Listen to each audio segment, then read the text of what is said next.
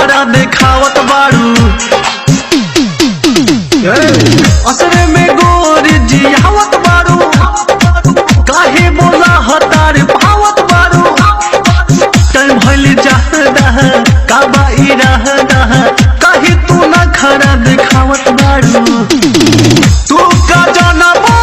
सुनाए गोरी गजब कहानी मोर भइल हो हाथ से छुके धके देखा है गोरी पानी पानी भइल हो हाथ से छुके धके देखा है गोरी पानी पानी भइल हो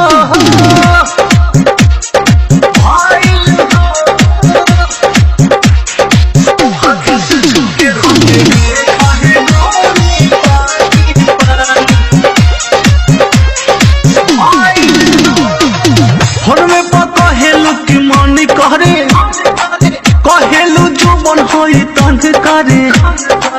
रंजित बेदर दीपा सहक बा हमरा काहे न लवली पसंद करे हरवे पर कहेलू कि मान करे कहेलू जुबन होई तंग करे रंजित बेदर दीपा सहक बा हमरा